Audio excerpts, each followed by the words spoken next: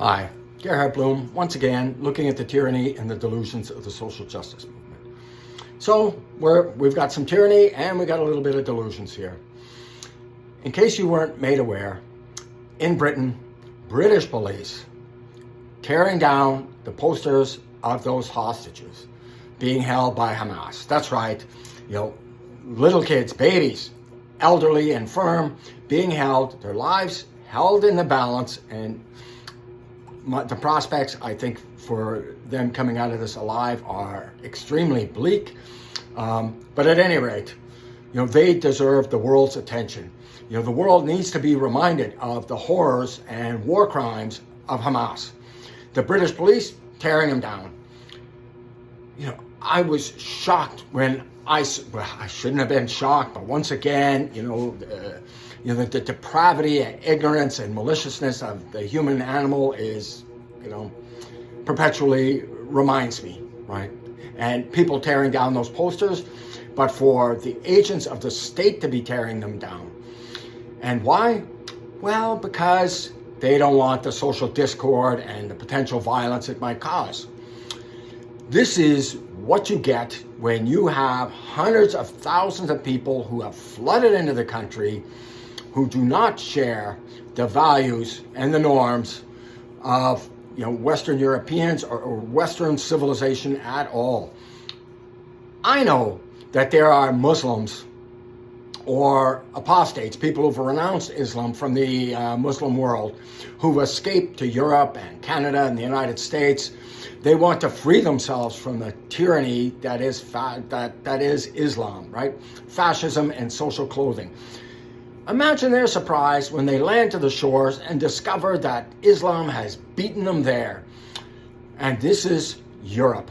So yes, mass protests and violence and threats.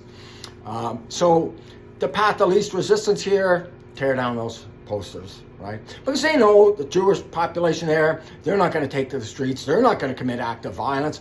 They're too busy packing up their bags and fleeing Europe. This is a fact. This was a fact before this recent incident. And the Muslims, they vote predominantly as a bloc. So they are coercing political concessions. This is why the Rotherham rape scandal got swept under the rugs, right? Thousands of girls being trafficked in sexual slavery by Muslim men, and the police, they didn't want to be accused of Islamophobia. And the politicians, they didn't want to alienate the Muslim vote. So, the United States, Jews outnumber Muslims in the United States. And this poisonous ideology is largely confined to them and to those pointy-headed college students who don't know anything about history and they don't know anything about actual oppression. Pardon me. So yeah, they're supporting Hamas and the murderous atrocities they engaged in. But here's the thing. Vast majority of the American public, they support Israel and the Israelis here. And they're not anti-Semitic, and they know this nonsense for what it is. But the United States could in turn be lost to Islam like Western Europe is losing to Islam. Right? It's 1400-year war against Islam.